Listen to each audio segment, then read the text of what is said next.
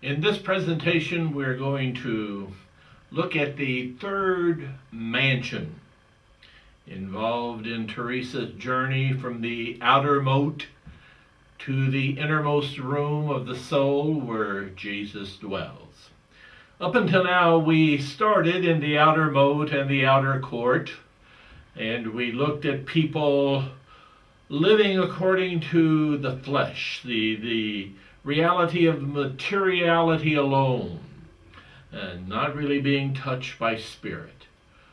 But even though Jesus was in the inner chamber, radiating, trying to draw them, finally some of them began to surrender and turn and begin a journey toward Jesus. We saw how they entered into the second mansion, and in the second mansion they begin to enflesh their choice of Christ. They begin to develop virtue and develop a prayer life, and their love for others is increasing, and a lot of wonderful things were happening. And sometimes this second mansion can be reflective of some years of a person's journey toward Christ. Today we come to the third mansion. The third mansion is a rather interesting development. Technically speaking, we should be moving from the second mansion finally into what Teresa will describe as the fourth mansion. But as Teresa, looking at everything from the end point of the seventh mansion, total union with Jesus, and she looks back at the journey she has taken, she sees that there is something in between the second and the fourth that she begins to call the third mansion. It's a state that should not be. For some reason, human nature being what it is, when it begins to pretty itself up, when it begins to get its act together, when it begins to feel pretty good about itself and others are looking at us and giving us positive reinforcement, this is all happening in the second mansion. But for some reason, many people begin to want to quit the journey. They don't really want the grace of God to pull them into what would be the grace of the fourth mansion, but some way or another, they kind of say enough is enough. Can't we stop here? They pull out the old rocking chair, they plop down, and they begin to try to live on what they have attained by grace in the second mansion. They begin to kind of feel, well, this must be enough.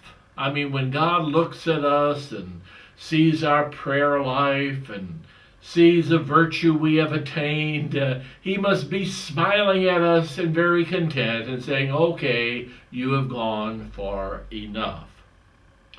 But Teresa was a very wise lady. Teresa realized that even though there was a certain appearance of goodness that had come upon those in the second mansion, and that they were now being called into the fourth, many of them were saying, let's stop here. They didn't want to continue to journey.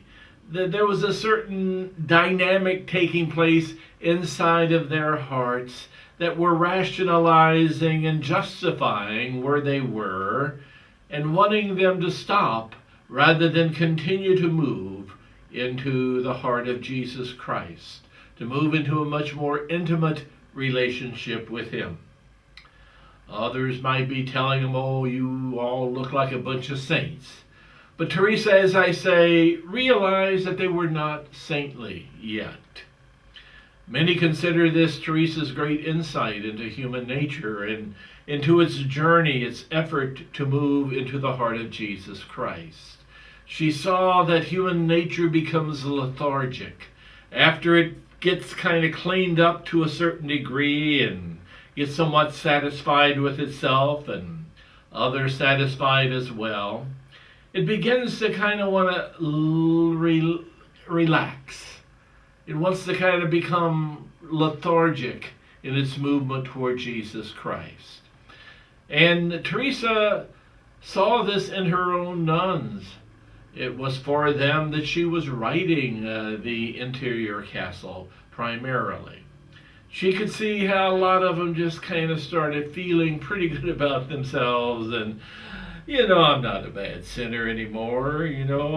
All that gross garbage that maybe was involved in my life when I was younger, that's all gone. I mean, okay, I'm still a sinner, but they really didn't believe it. They believed that they had kind of been purified and transformed good enough. But Teresa saw that this wasn't true. Deep down inside, pride and arrogance and the old roots of capital sin was still there. It wasn't manifesting itself in gross sinfulness anymore, but it had become more subtle. And it was a little more difficult to see and to identify. And as a result, a certain contentment can come upon the human spirit at this point. And this is what happens in the third mansion. Those in the journey toward Jesus in the interior seventh mansion stop their journey. They try to just kind of say, okay, this is far enough. In my mind, probably some of the classic third mansioners of the Gospels are the Pharisees. They moved around in Jewish society. I mean, there wasn't a wrinkle of their behavior, not in perfect conformity to the smallest little law. They just modeled for the people perfection. But Jesus looked at him and he said, "You're nothing more than a whitewashed sepulcher full of dead men's bones." When Jesus looked at him, he saw, okay, you have it together externally, you look quite good, but your hearts are still full of pride. You had not surrendered your heart to Almighty God. You have not really made His commandments the guiding norms of your lives. You make your own little laws and your own little commandments more important than God's commandments. You still aren't surrendered to the will of God. You're still trying to do things your way and according to your strategies and plans. You don't know how just to be in the arms of Almighty God. And this is something of what happens in the third mansion. We look at Jesus in the seventh mansion and we're saying, isn't this far enough? We're beginning to want to control the relationship. We don't want Jesus in total control of our lives. Rather, we're saying, I've gone far enough and I've done a lot of good things already and I help other people and I pray and one thing and another, whereas Jesus is not content. He's still wanting the surrendered heart. It's not until he gets that abandoned heart, that heart that's let go and let God, that he's able to rush in now with great supernatural spiritual powers and begin a wonderful, glorious, transforming work within the human spirit. And that's what's going to begin, as we will see, in the fourth mansion. The heart at that point is surrendered enough that we can begin to experience supernatural gifts from God in a very special way. We are less mixed into the transforming grace of love. And God is more able now just to kind of get us back on the potter's wheel and begin to do His will and work out His plan. But human nature at this point becomes resistant, as we see in the third mansion. We don't want to go any further. We try to plop down. We try to resist that level of a surrendered heart, giving it to Jesus Christ.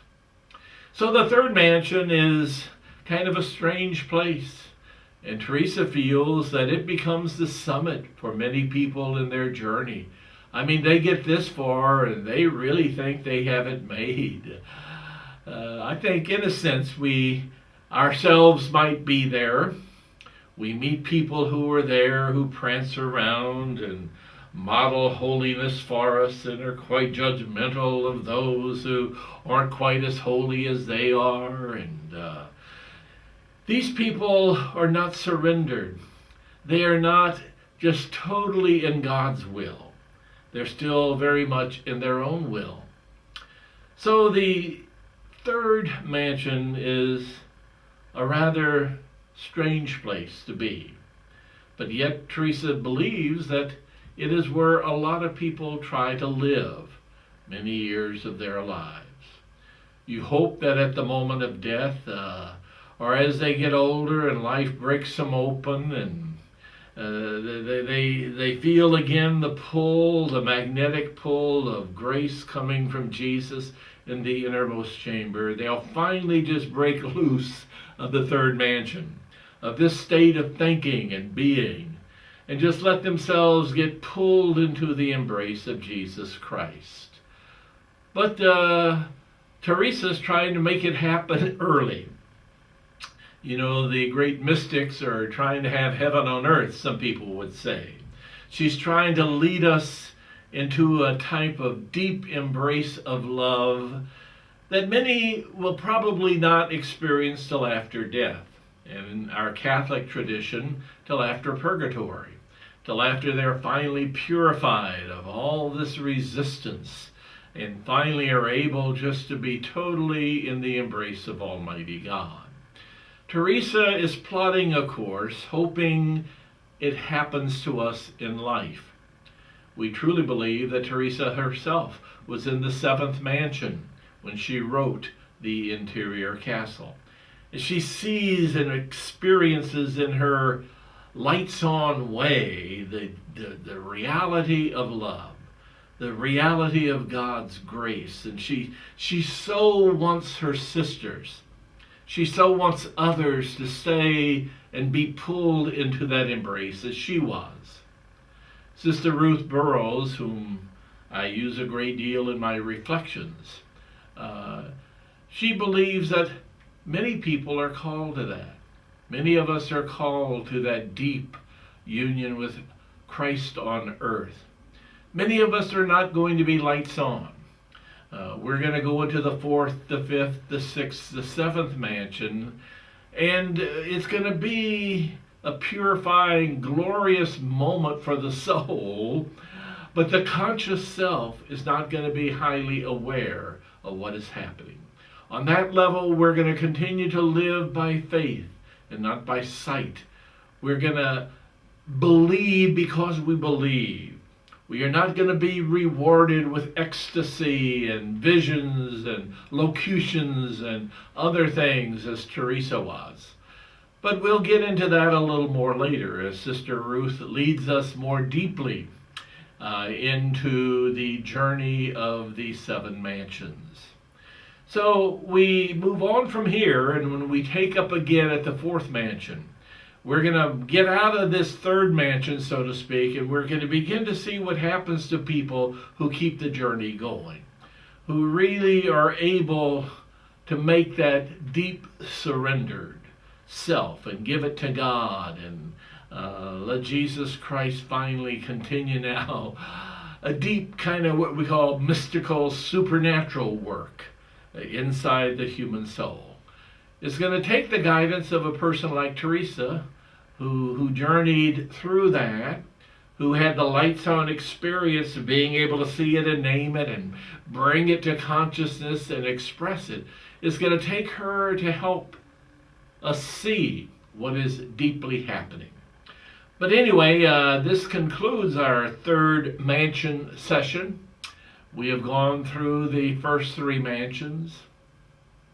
You may have noticed the first three mansions were quite descriptive in a broad sense. The first mansion described the moat and the outer court and people living according to the flesh. And the second mansion showed us people converting, turning toward Christ and getting in the pool of grace and getting very active and energized and motivated in their journey and their desire for holiness and openness to God. The third mansion showed us a a lot of people resisting this, caught in their own dynamic rationalizations and satisfactions, and no longer able just to keep surrendering to Jesus. So the first three mansions, Teresa was kind of broad in her perspective, painting with a kind of a big brush. Now she's going to get quite narrow when she goes into the remaining four mansions. She's going to center in on prayer alone, not on all the bigger perspectives of the human journey in life. So as she continues now, we're going to see Teresa center in on prayer, on that deep form of prayer that she's going to be talking about, that some call mystical prayer. But we'll get to that as we continue now. So in our next video, we'll be describing the journey into the fourth mansion of St. Teresa of Avila.